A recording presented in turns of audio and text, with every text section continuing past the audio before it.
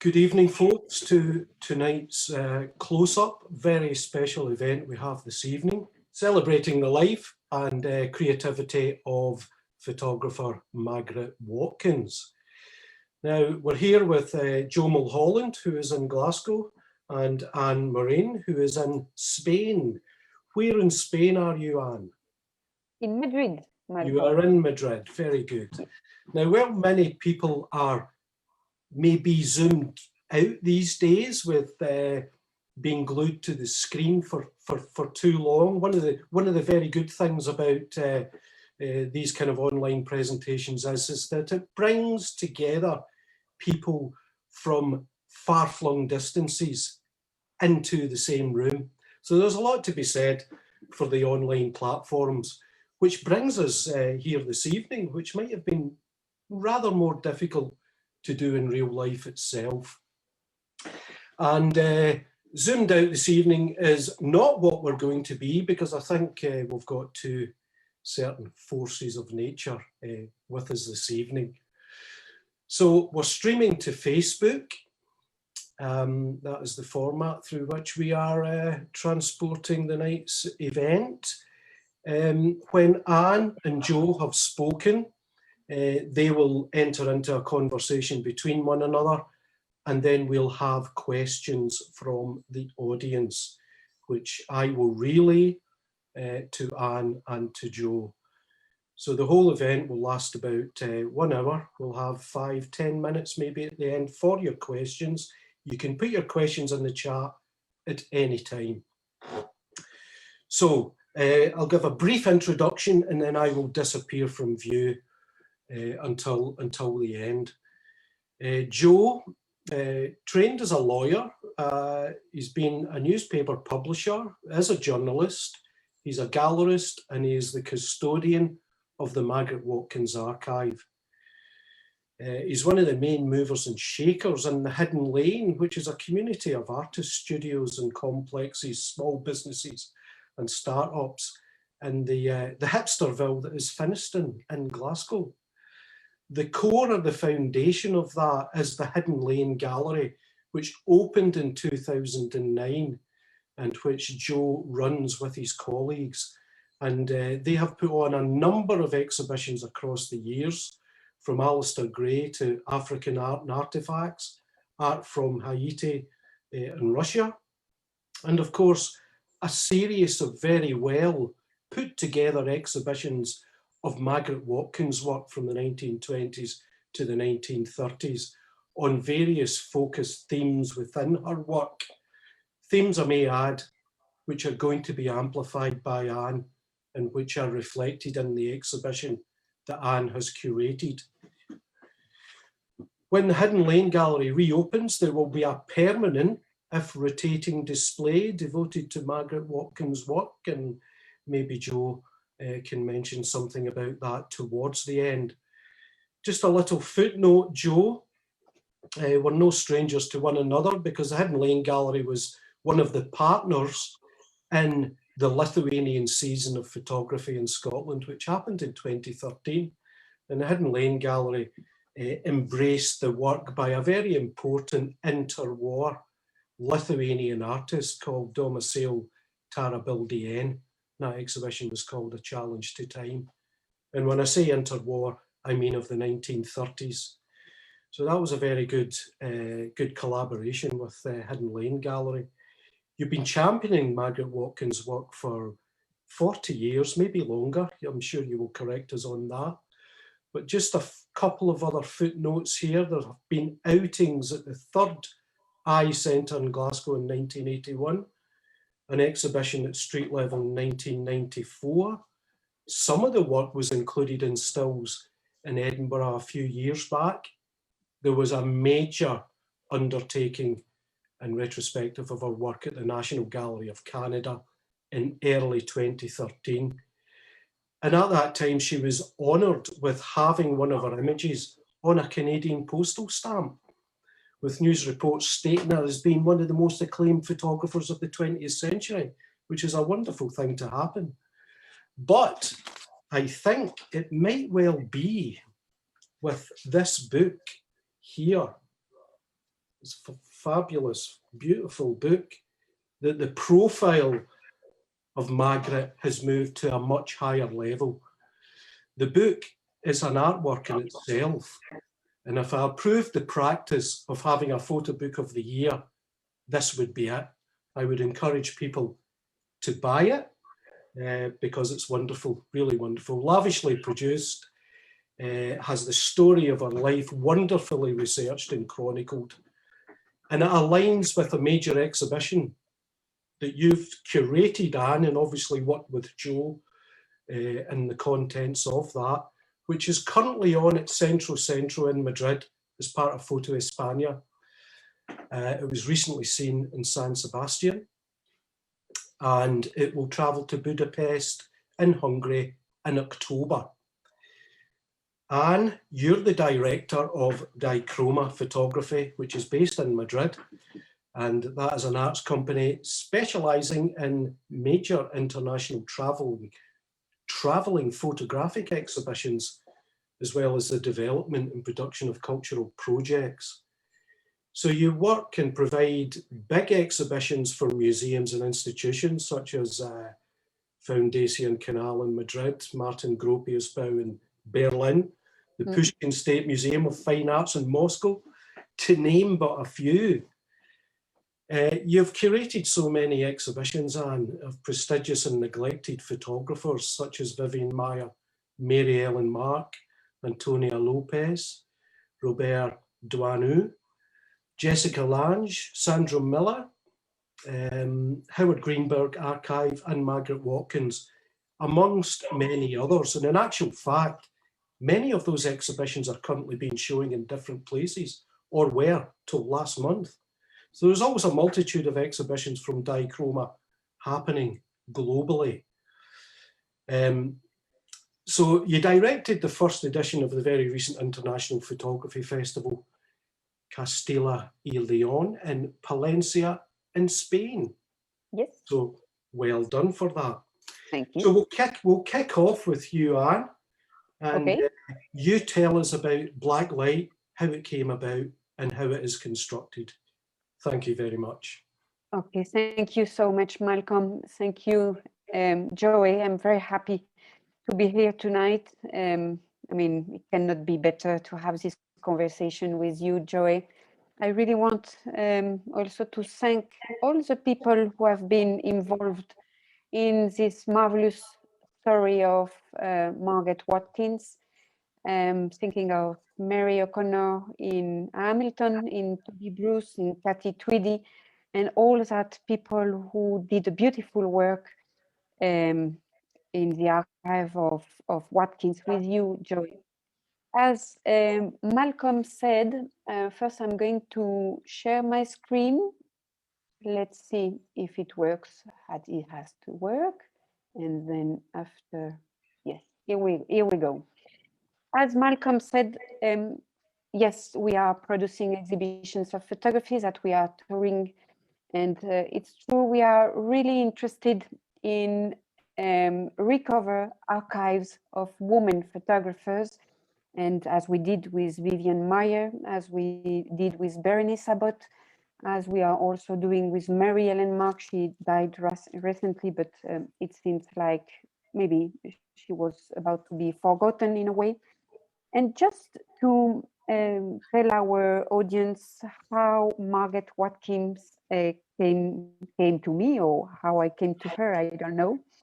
In 2018, 4 years ago, I was in Hamilton, and I was in the opening of Vivian Maier exhibition I curated there.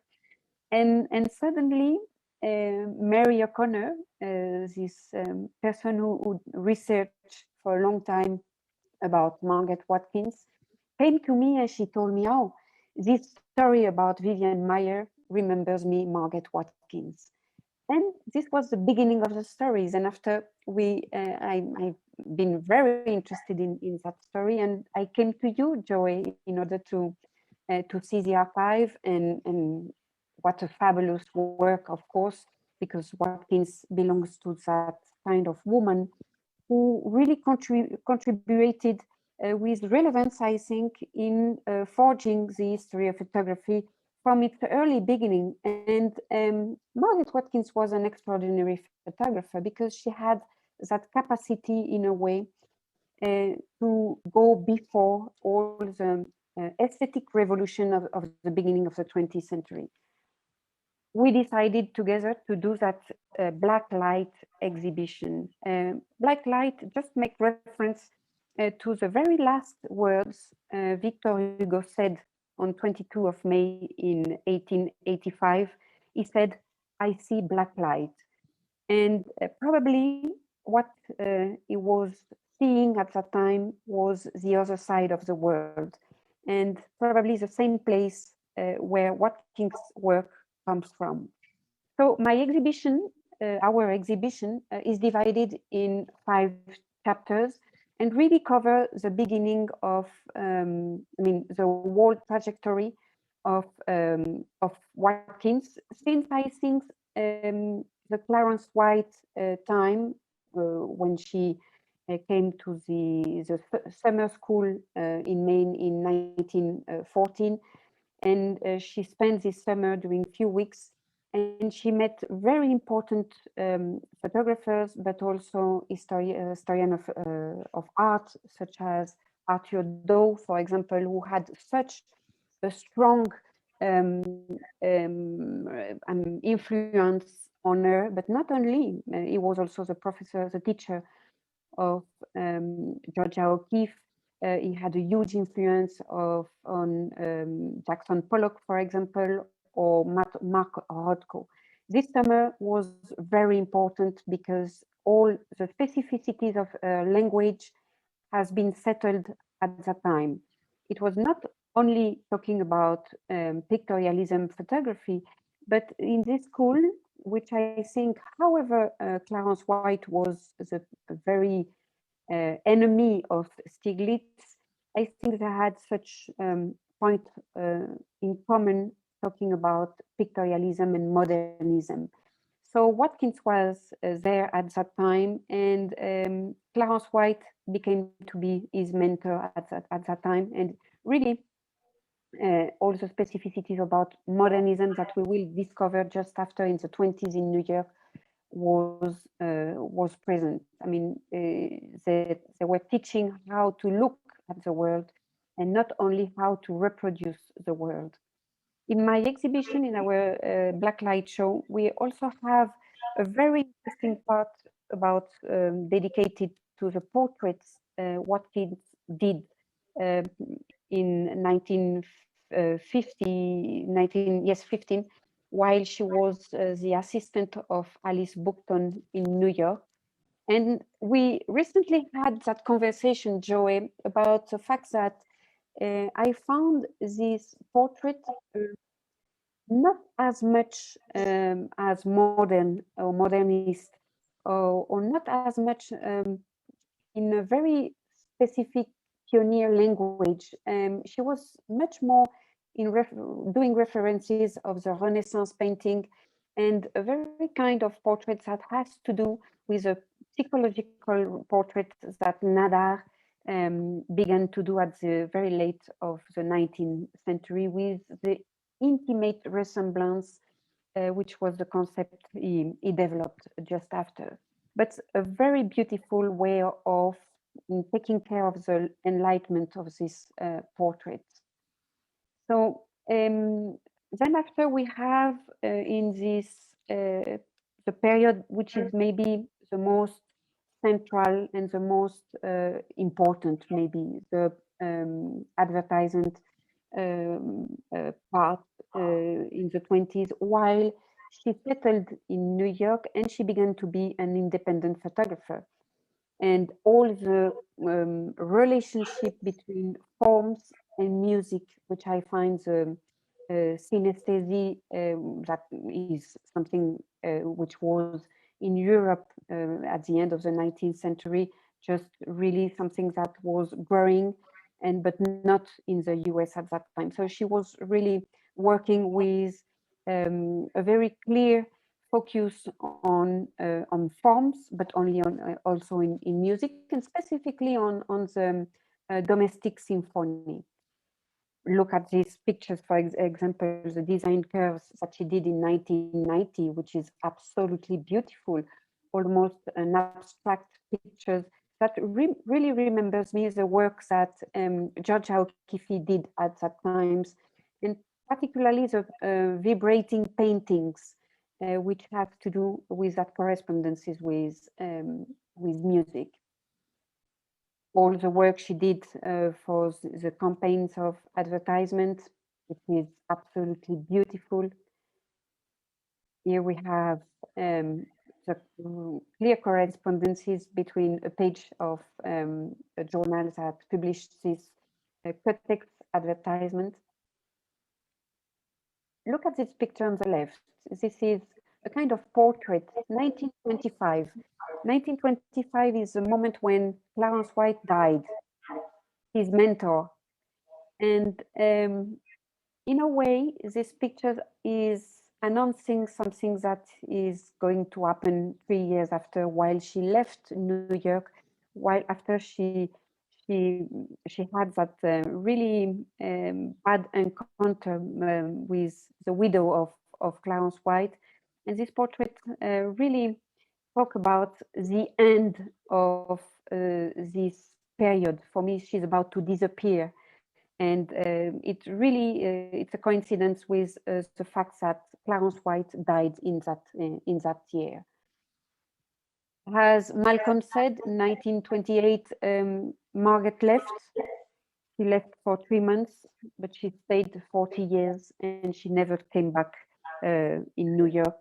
So she completely disappeared from this period, and finally she tried in a way to maintain an activity of photography, but it was not possible because she had another responsibility, which was to take care of the 4 aunts she had just in front of where you're living right now, Joey, in Westbourne Garden.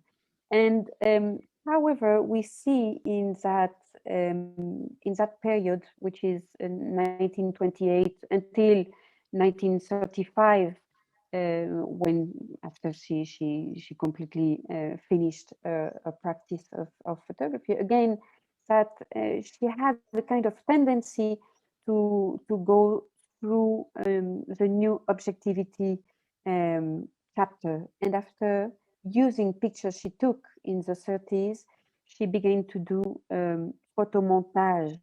And I'm quite sure, in a way, that if Watkins would have the possibility to follow a trajectory, probably and maybe she would have do something close to the cinema, probably, I think. So it's almost 25 years working, which was for a woman quite a long trajectory.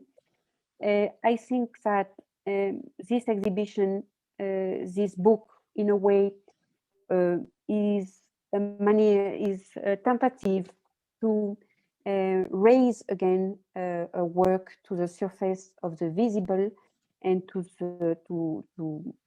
settle her work in history of photography. And it's not something, I mean, many women photography are behind her. She was extraordinary, and she contributed really to settle the specificities of history of photography in the early 20s.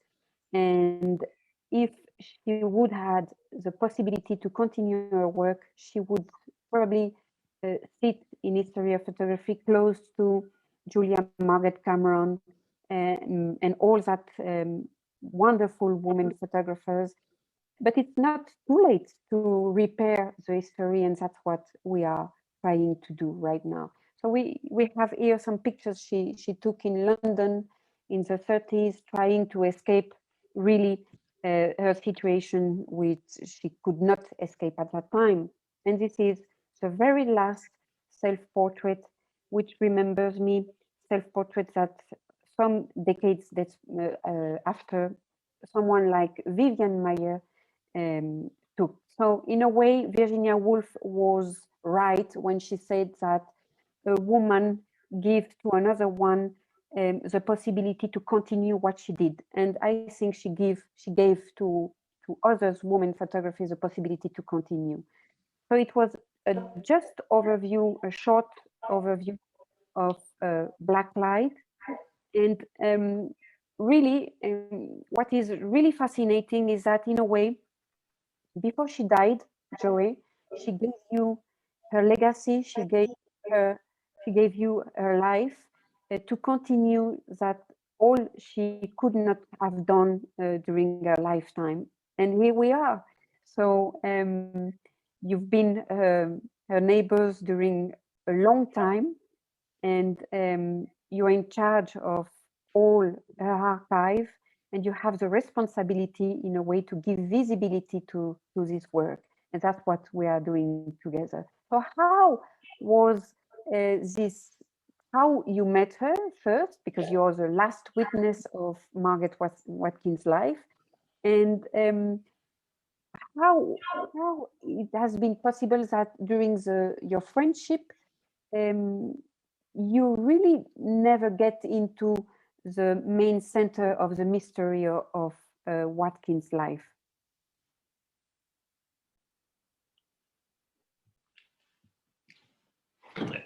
It really is a strange story. It starts off with a shadow on a blind. It was the only evidence that we had that the gloomy house opposite us in the Victorian suburb of Hindland in Glasgow's fashionable West End was occupied. The silhouette of a lady attending to her ablutions was an occasional nightly ritual my wife Claire and I would see. A huge edifice on 5 floors, the stone blackened with the grime of a century of coal fires and the relatively near miles of shipyards on the Clyde. Then one evening, we spotted activity to the rear of the building. A middle-aged man carried out box after box, in a furtive manner, we thought, to a taxi cab waiting in the service lane to the rear. It seemed odd. I found from a neighbour the name of the lady who owned the house. We had only recently moved in ourselves soon after our marriage, so knew little or nothing of the other residents, apart from one, my old law professor, Sir John Boyd. Miss Watkins, he said, you'll find her in the phone book. I did. Miss M. Watkins, 41 Westbourne Gardens. That was in the mid-1960s. Little did I know then that Miss Watkins was going to change the pattern of my life for the next half-century, and still counting. I phoned to check that all was well with this unknown lady and called on her with my wife and our baby daughter, Kira, the next morning with a tiny bunch of snowdrops, by way of an apology for inferring a man who had told me that he was her best friend was perhaps robbing her of the contents of the dozen or so boxes we had seen him ferry to the back lane. A delightful lady, she was not tall, but once you knew Miss Watkins, you would never in a million years describe her as small. Dressed in black and around the 80 mark. Again, you would never have described her as old. She was just Miss Watkins. She invited us in, upstairs to a room full of living, a trolley filled with some crockery, some edibles, a nearby kettle, a teapot, a largish 1930s radio which constantly emitted mainly classical music from the BBC's 3rd programme. Pictures around the walls, Chinese flower paintings on rice paper, 2 Botticelli prints, The Birth of Venus was one, in prominent place, 2 breathtakingly beautiful Chinese paintings on glass, exquisitely depicting attractive young ladies. Miss Watkins, she was always Miss Watkins to me. I was 26 or 27 years old, more than 50 years her junior. She drew out a little of our story, gently, interestedly, and easily. An hour passed so quickly, we had to go, but only on a promise to come again and soon. We did, and often, and we looked forward to growing a friendship that gave us so much. She talked of music and drama, of books and printing processes, of magazines and newspapers. I was a senior features writer with the Daily Express at that time, one of the most successful English language newspapers in the world at that time. Her knowledge of books and printing techniques was encyclopedic. She appeared to spend her days reading, but never seemed to go out, though we learned later that she suffered from acute agoraphobia and could occasionally go for walks after nightfall, protected by the blanket of the dark. She loved little jokes and plays upon words. Time seemed to glide and pass at surprising speed. Hours could pass just talking. She knew her politics, both local and Scottish and national. She spoke with a sophisticated mid-Atlantic accent. I tried occasionally to draw her out about herself, but she skillfully and imperceptibly guided the conversation back where she wanted it to go. I was not aware, except with hindsight, of her never divulging anything about her childhood, her youth, her work, her profession, or anything personal. This was a closed area with no admittance to anyone. We invited her to join us for Christmas dinner. We were surprised and pleased when she accepted. She dressed for the occasion, understated sophistication in a floor-length black dress with a sequined cardigan, all in black, of course. A tasteful brooch, uncluttered elegance. My mother-in-law was with us for Christmas. We worked out as a team the strategy how to guide and keep alive and interesting our conversation. Miss Watkins had told us that she had not been to dinner outside her home for many, many years. Various cues were arranged between us to ensure the conversation would flow and not get bogged down. Little had we got to know our dinner guest. She guided the talk before, during, and after the meal as we sat in our drawing room. Effortlessly, like a professor of conversation, she brought up and helped explore a subject, off at tangents and back again. The evening was magic, and she was so knowledgeable, so erudite, with a vocabulary that I had seldom come across in the spoken word. The art of conversation was one in which she was a supreme artist. Many, many visits to her house, sharing tea and biscuits and talking of everything under the sun, even cabbages and kings. Her knowledge of literature was all-encompassing, and mine at the time still retained much of the subjects I had studied, doing a degree in English and French. She talked of paintings and sculpture, again with an enviable range of depth and detail. It did not seem strange until after she was gone that she had told nothing of her early life, of her days in Hamilton, Ontario, where her father was a prominent, indeed the prominent businessman, whose discovery of Seventh-day Adventism ruined his business and the security he had built up for his wife and young daughter. Nor did she mention her time in Boston, Massachusetts, nor her move to New York. My knowledge of that was to come later, with lots of work by myself and others, after she effectively enslaved me by setting me a task which substantially dominated much of my life and that of my family for many decades. The story has been told often, and my friend Anne has covered much of the historical fact. Put simply, Miss Watkins gave me a present of a box a couple of years before her death in November 1969. a few days before her 85th birthday. One condition: I was not to open the box until after her death. She may have mentioned the word photographs. If so, I would have thought of the usual collection of Victorian family albums. A large box, a mini version of the traditional Saratoga trunk, wrapped in brown paper, tied with heavy string, with all the joins and crossovers sealed with red sealing wax. She insisted I take it across the road to my own home immediately, reminding me of my promise not to open it before her death. In reality, it took me almost 3 years to open it because of a sad and tragic family circumstance. My little daughter, Kira, was diagnosed with leukemia shortly before Miss Watkins' death. She took 2 years to die, and the last thing in my mind was the Saratoga trunk lurking in the linen cupboard.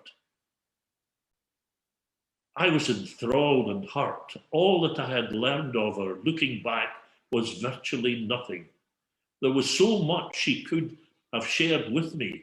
I had written a lot about Scotland's contribution to the development of photography as an art form, which should have been a common interest, but all I had was a shadow like the one in The Blind and the one in the last portrait she made of herself, with her shadow descending the steps to a basement area of a Georgian building in Glasgow's city centre. She left a mystery, and I rose to the challenge to give detail to that shadow. That has now been done admirably by many people over the years who have become intrigued by the story and more intrigued when they first see what came out of that box.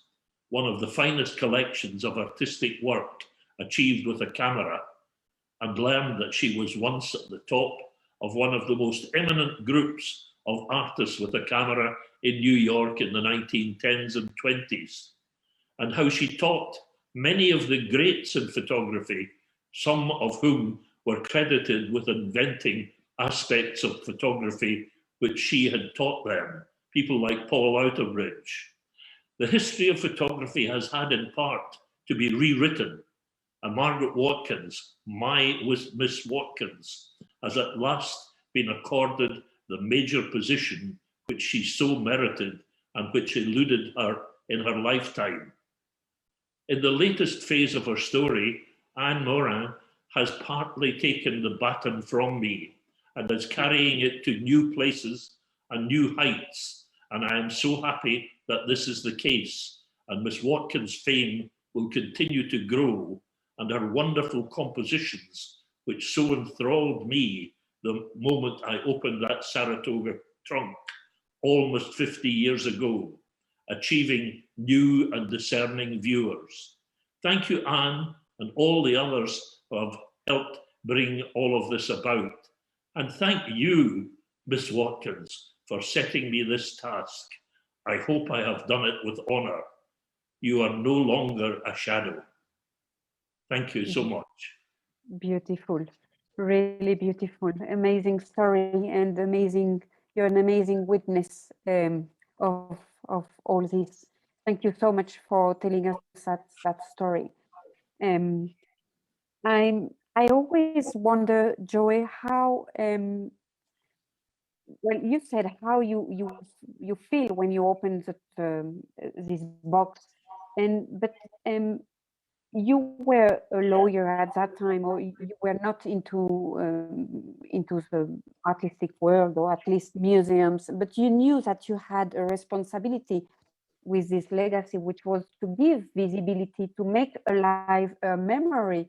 So how it has been, how you began to work in that field in a way?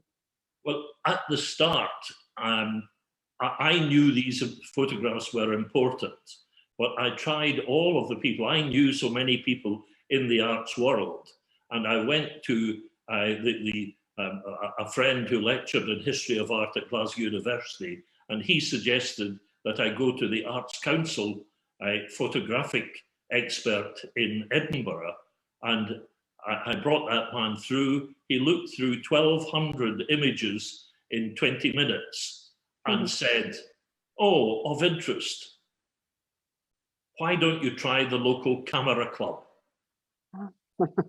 I was horrified. There was a man called Bill Buchanan, later a very senior man in Scottish art circles, but he didn't recognise these as being, he said later when he was a director of the Glasgow Art School, "I'm glad I was the first to spot her importance." He never did. Nobody was terribly interested until by chance I met a man in the airport in London who was about to leave Christie's in New York to take over the directorship of a gallery in New York, a gallery called Light Gallery. Nobody was really interested here until then. Then people said, "Oh, an exhibition in New York, she must be important." They couldn't spot it from the quality of the work. And in fact, BBC then, I'd been speaking to them many times about the possibility of a film, but now an exhibition in New York, oh, we must make a film about it. So they made a film, which was interesting, but very badly changed the story, with me talking with Miss Watkins about photographs and so on. But it made the front of the Radio Times, a very important publication in broadcasting in Britain, with a photograph of the lady who played her part. They wouldn't let me play myself in the film. They said I would not be authentic as myself. So, but however, possibly it's true. But that then meant, oh, she's important. She's at an exhibition in New York. So there were other exhibitions followed. I'd had one in the Third Eye Centre, the Arts Council place in Glasgow, that she became a local celebrity in Glasgow, but it took so long to get it any further than that. And I had an arrangement with a gallery in New York that they could sell only to important galleries, and that's where the National Gallery of Canada acquired some photographs, some with my help, and they have, I think it is 9 images in their collection now, and they look on her highly. It took me 28 years to get the National Gallery of Canada to put on their exhibition, mainly because of disputes that there were over who owned the copyright of the writings. And the National Gallery eventually behaved properly. At the start, they played very improperly. But the fact that we had the major exhibition there 9 years ago, and a stamp brought out in her honour with the kitchen sink or the domestic symphony on it, it made world news. But it's been a long trek, but a most interesting one, and a great success has come out of it all. I think I have done my bit. Good, and I think you did it in the right moment. If we see history of photography, for example, we think that Anna Atkins or Constance Talbot, who was the wife of Fox Talbot. If we see Lady Warden, it took 1 century to recognize her work. The same, Julia Margaret Cameron, yes. The first camera work monography in 1913, while she died 30 years before. So it takes a long time for women photographer to access in a way to visibility. So it's not something strange for Miss Watkins to appear. I mean, it took 28 years for this exhibition in Ottawa. Right now, we see that the scene, the international scene, museums are getting crazy with that story and with that work, because I think this is the right time to put Miss Watkins on the scene again. What do you think? Oh, very much so. And it's coming at a time when there is so much greater interest. And as you're saying, the extra years since her death make people to see that there is a saying in Scotland: if someone is achieving some fame, they'll immediately put them down saying, no, I knew his father. In other words, if you know somebody connected, they couldn't really be great and famous and so on. So I think people maybe have to be long enough dead that nobody actually knows them.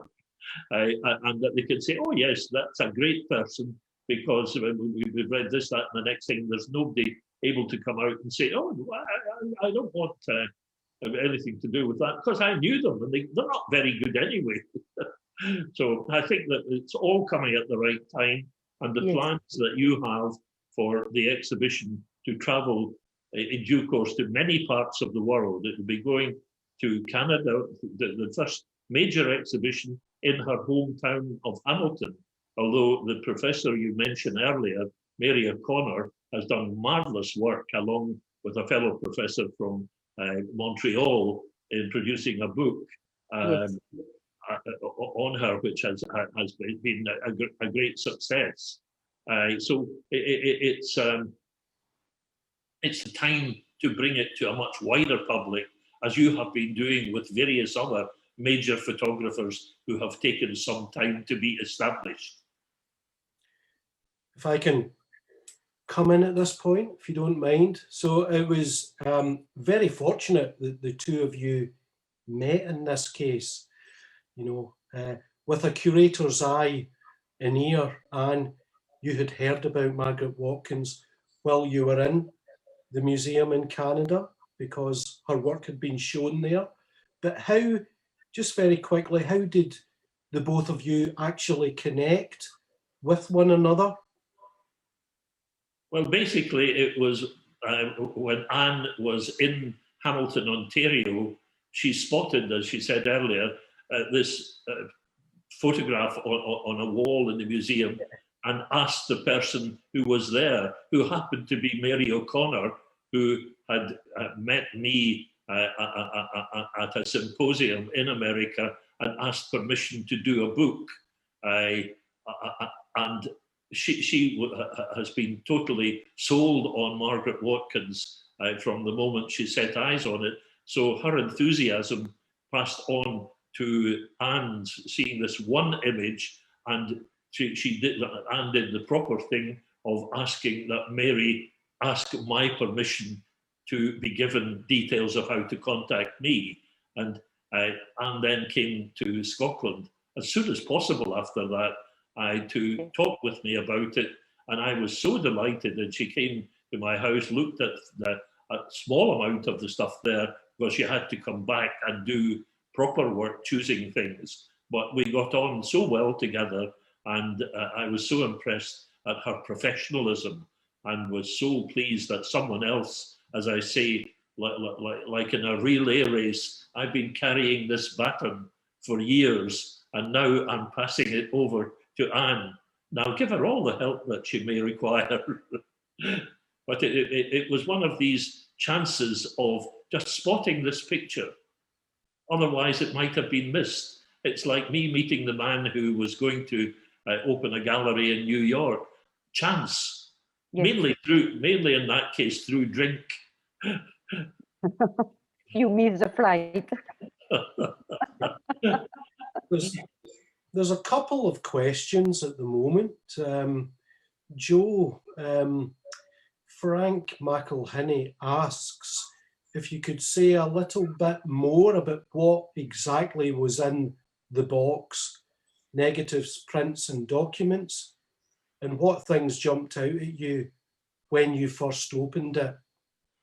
The only things that were in that box were 1,200 images, which many of them, on the back of them, it detailed where they had been exhibited, what prizes they had gained.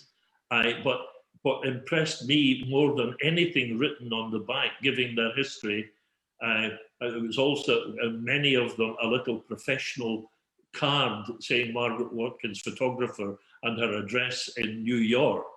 And all of this was completely new to me, but the quality of the images was what jumped straight out to me.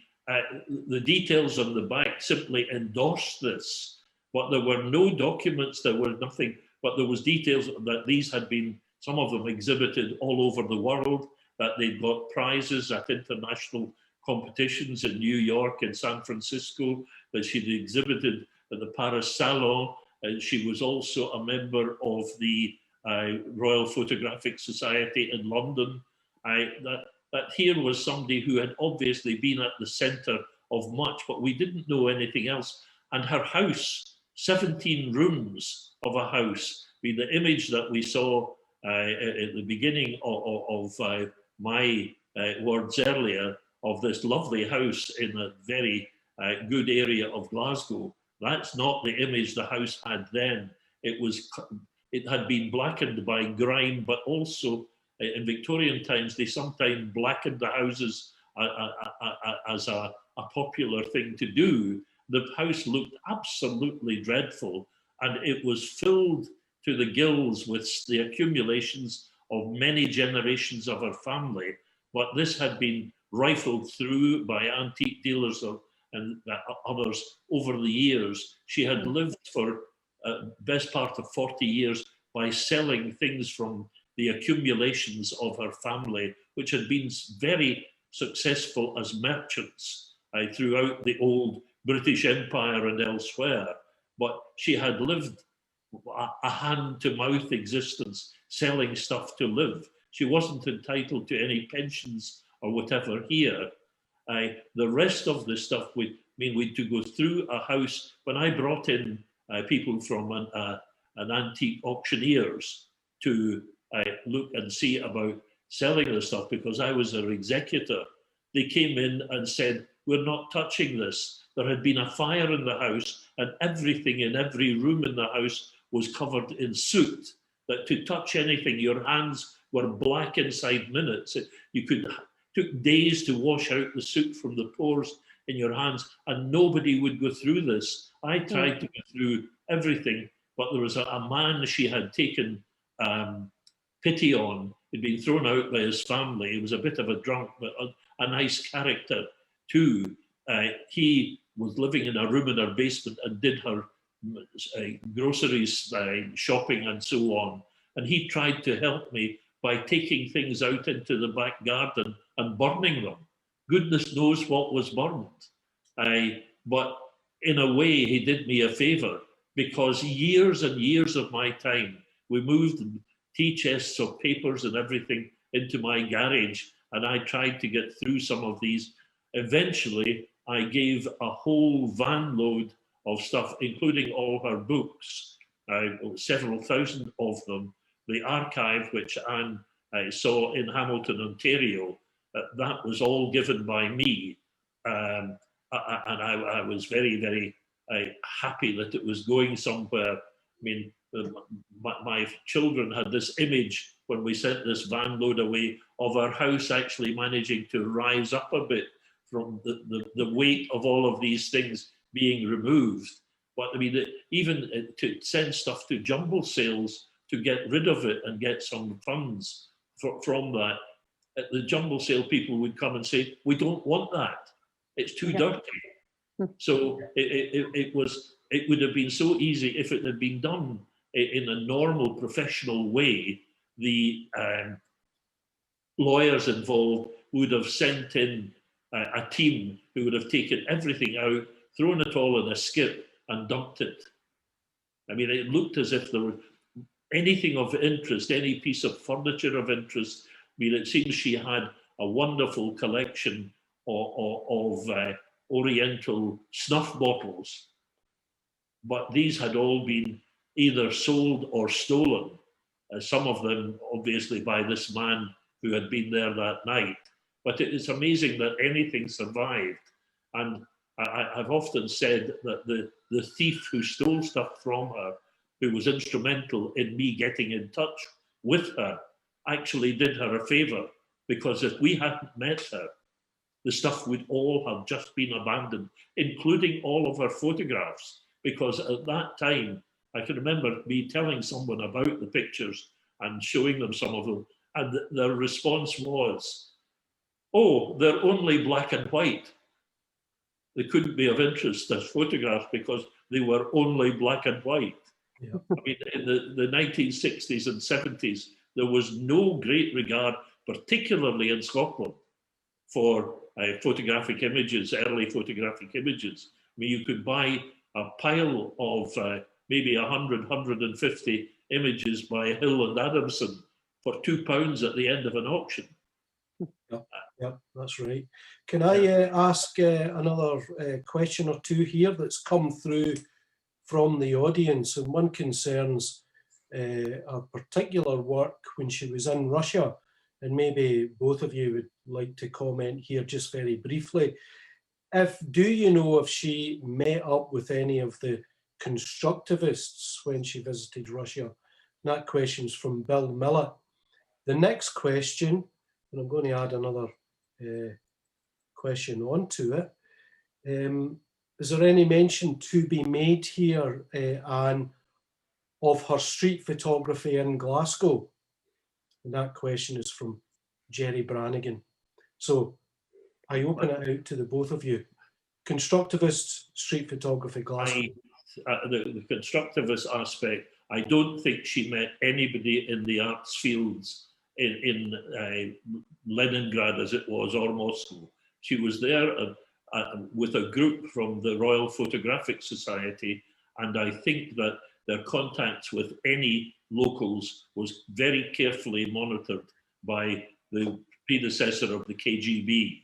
Yeah. She didn't really there, but she was at one point not quite arrested, but held in custody because she was taking photographs of a building that she thought to be of interest, but it turned out to be part of the security services. And she was taken in and they took her cameras and everything, but they didn't actually destroy the films. They gave her cameras back and so on, and realized that she was not a spy. But I don't think there was any close contact at all with any of the people in the arts field, because the Russian state tourism thing was part effectively of the security services too, and they would not have encouraged direct contact with anyone, particularly other artists, as they may have had views which were contrary to those of the people on top. I can understand the sense of the question about constructivism, but the response is probably in the time while she was at the Clarence White House, summer school, excuse me, because if you see the kind of pictorialism she was doing, it deals with composition, not atmospherical context, and it's very graphic. And all this graphism, you find it in every single work she does. The forms, the geometrical things, the composition, the harmony, the Notan Japanese visual culture, which is always going through her work in a way. And she arrived at the end to something that has to do with the new objectivity, I think. The new objectivity says, if you want to see the totality of the world, look at it in its detail. And this is what she was doing. And it's really interesting the question is really interesting, but I think the response is in the Clarence White time, which was for me, very fascinating time, because very interesting people were there at that time. Gertrude Casby, Arthur Doe, everybody was there. Mary O'Connor was mentioned earlier on. I think that's the Canadian curator or historian. Yeah. She's just posted a message saying that she met Pudovkin, the filmmaker, briefly. She visited USSR at exhibitions when she was there and blown away by it. That's what Mary says. Yes. So there we go. Now a couple of Well, we haven't touched on the other aspect of that question, which was the street photography in Glasgow. She did a lot of street photography, but much more really streetscapes, and not a large number of ones with people in them, though there was a very moving picture of a little girl carrying a baby and looking in a sweet shop window, which is reminiscent of later films, photographs by, what's his name? You've had a long-running exhibition of his work. Oscar Mazzaroli. Yes, Oscar Mazzaroli. I'm getting to the age I forget names. Oscar I knew well many years ago. And the little girl one could have been won by Oscar. But she also had pictures. When we had our first exhibition in the Hidden Lane Gallery, there was a woman came in and said of a picture of children looking through school railings, just a mile or so from here, and she said, "That's me in the picture." And she had been looking through the school railings in the 1930s. It was one of the later ones that she took, but she didn't take a very large number of pictures. She took photographs which were a little bit impersonal of workers doing things in Glasgow, erecting stands for the launch of some of the great shipping liners and so on, but not an awful lot of pictures of people. But she recorded the city as it was then. Yeah, yeah. A couple of other comments. Alan Sutherland says, "Thank you very much, Joe, for alerting me to Margaret Watkins' work in the gallery a few years ago." Michael Prince says, "In 1990, I rented a flat at 28 Westbourne Gardens for a year. I always wondered about the mysterious blackened house at number 41. Now I have the answer." Annette Sproul says, "As a young woman in the West End of Glasgow in the 1970s, I was fascinated by the elderly ladies living in huge houses. I never thought that there would be such treasures behind these grimy windows. Thank you for sharing her story." So, Joe, do you think... Can I mention about the grimy windows? Yeah.